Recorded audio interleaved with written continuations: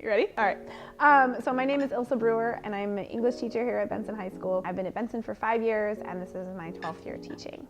It's important to include these topics in schools because it's an important point of access for young girls and young women. We can't expect that they're going to be empowered and they're going to get the knowledge and the experience to navigate the real world just from their families or at home. We also need to be thinking about how we're having conversations about gender and gender equality and understanding how to achieve that, and also empowering everyone, regardless of their identity, to advocate for themselves and to go out into the world and make change and be successful and be impactful without having to worry about being held back because of their gender.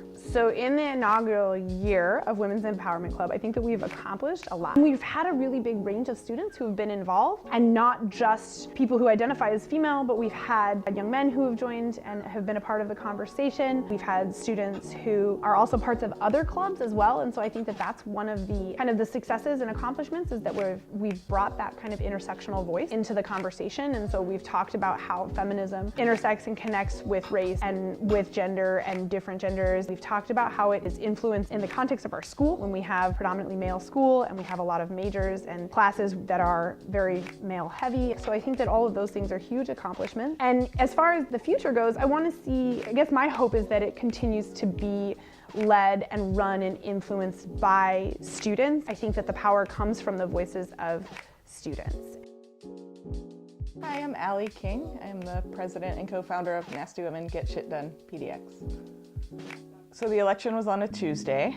On Thursday, I woke up in the morning and thought, I need to do something. I can't lay around for the next 4 years feeling sad and discouraged and hopeless. I created a Facebook event and I just invited my female friends, and I just said, come on over on Sunday night. Let's discuss things we can do, concrete actions we can take. We wanted to immediately put out a supportive and positive message into the community. It's really hard in 8 lines to get every single group. So a lot of these lines are broad, and we did this so fast not knowing that it was gonna explode into what it is. We just tried to get the main issues and tried to look at the groups that are most being targeted by this administration. Every organization that we decide to donate to, or every grant application that's filled out, this is our guideline. Like, does it fit into one of these lines of the flag? We have donated $68,000 from the sales of the sign. We have formed a 501c4 with a board. We have a Facebook group with over 6,000 people. We've had a social justice conference that we hosted for over 250 people, with speakers and panels and workshops. We have marched and rallied. We've worked with other organizations to get people to vote, to donate, to make phone calls, to email. Yeah,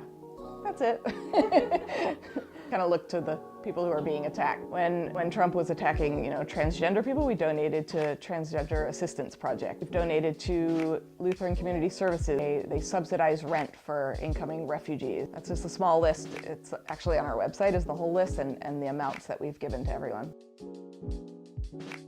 The stereotypes and the association that people had with the term feminist for a very long time was very negative. A lot of kind of the images that title conjured for people were images of kind of like this militant woman. A lot of times it was associated with being lesbian or gay. So there were a lot of things that had this negative connotation, and I think that has really started to shift in the last, probably in the last decade, especially more even in the last year, as we've had a lot of different social issues that impact women and those who identify as female very directly. We've started to see this evolution, and all of these different voices come forth as feminists that really challenge the misconceptions of that title. And so we're seeing people who are male or identify as male coming out in support and coming out as feminists.